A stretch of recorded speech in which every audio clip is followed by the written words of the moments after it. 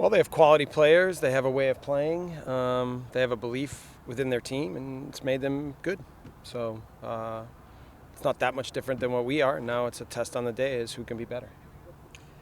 And when they do come over, obviously going to be an older side coming in, and it'll be an early kickoff time. Obviously, the temperature won't be that great, but will you be looking to use that as an advantage possibly if you're going to use your press system to go after them? Yeah, we are. We feel that even though it'll be hot, that we can still play fast, that we're still very fit, that we're rested now, which is different than recent weeks.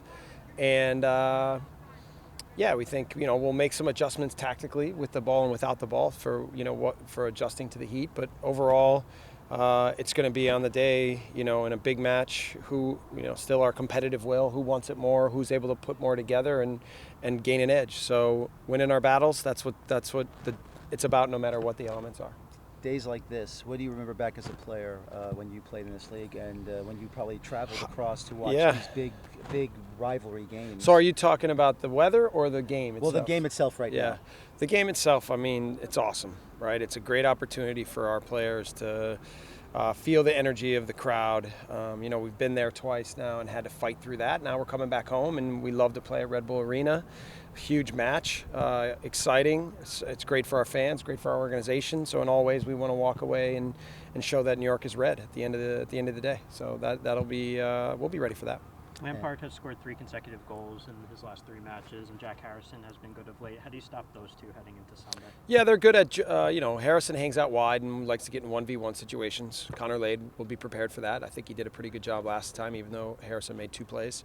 And then Lampard joins in the play late. And so, when there are breakdowns or when they have attacking transition, we've got to be able to locate Lampard and now locate him coming in late in the box on crosses and in the run of play, just how he's able to show up specifically a little bit on the right side. So we're prepared for that, and it'll be about executing on the day.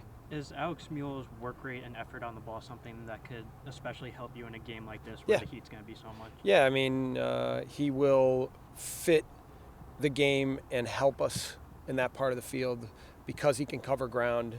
And he still has quality too, So I don't want to take that away when you talk about Alex. As much as he works hard and he puts a lot into it, there's still some quality there, and he understands how to fit into what we try to do and how to play with the guys around him. So, I think it'll be he's shown that he's still a big time player too, or big game player, whether that's in college or now here in the pros. So we know we can count on him. Is it also a big moment to see, like when there's an original shot on goal and there's a juicy rebound, trailers will be coming in to try and put that ball in? Well, they are effective defending when things are in front of them, okay? If we can turn them around and make them have to deal with us on the move and dealing with the space behind, that will be important on the day for our ability to be dangerous. So, whether that leads to shots, crosses, rebounds, whatever, we just need to be very aggressive around the goal and very aggressive once we get into the final third. Talking about not this Sunday's game, but the rest of the league, is there any deadline for Gonzalo Perón and this team? No. There's been a lot of questions about Gonzalo lately, which I understand. Everybody's anxious for him to show what he's all about. And listen, we like Gonzalo. He's been a great guy here, and it's taken time to get this thing going a little bit, but that's okay. It's normal in some ways. And I think once he does really start to establish himself, that the upside we all know is very big, and it's only a matter of time. So, patience is key, but I know he's anxious to prove himself. He's anxious for opportunities. He's anxious to show what he's all about, which is a good thing. And that's what I keep telling him is show everybody how much you want it. Show everybody how much you want to be on the field and be a big difference maker. With the heat. Oh, welcome, Christian. Yes, I know. I finally parachuted on down. The heat on Sunday, the youth of your team, fitness, the relative age of their team. Yeah. Is that something you're looking maybe to run these guys into the I think that we can look at that as a potential advantage, but we can't assume that their guys aren't going to hold up. I do think we're younger. I do think we're fit, all right? But at the same time, and tactically, I think there's certain things we can do to be good with the ball, to now command the game with possession. But at the same time, we're wired in certain ways. We want to go to goal quickly. We want to play fast. We want to press, so we want to make the game fast. So getting the balance right on the day will be important. And now in general, these games are always about the competitive will and who's up for the challenge and who's up for the day. And so on the day, that includes heat. So we'll be up for it. So Sunday will be the 6th game of this whole shebang.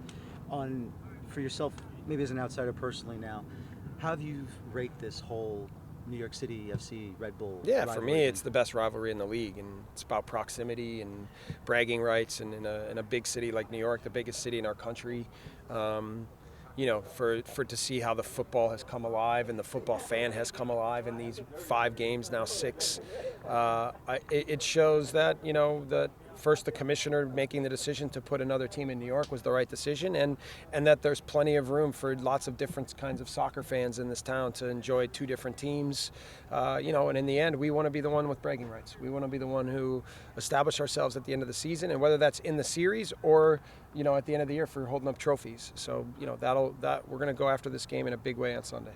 With the injury to Gideon, have you thought about recalling Carl Ouimet?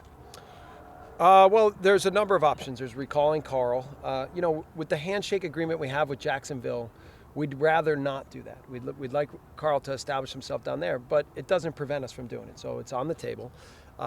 There's also, looking at guys like Zach Carroll and Aaron Long and thinking about them and how they might fit in with the first team instead of the USL team. And then we still have used Chris Duval in that for different reasons and at different moments. So, right now we're really happy with the 3 guys we have there, and I think they're doing well. But yeah, we have to continue to consider all the options, if we need more help. You talked after the last game about the play of the outside backs. I think right back, maybe you signal now, I'm not sure. Yeah. Have you thought about Sean Davis maybe playing there to get him on the field? And he's played there a little bit before last year, I think, in a pinch. No, I mean, we've thought more about Tyler Adams because Tyler has played there at the youth national team level and at the club level with our academy. So, we still think Sean is a very valuable guy in the middle of the field. I mean, it's a possibility, but I think the conversations have been a little bit more focused around Tyler shifting to there. This year or for his career? Yeah, either or. Okay. Either or. I mean, I think long-term Tyler is a center midfielder, but he's very proficient at right back, that's for sure.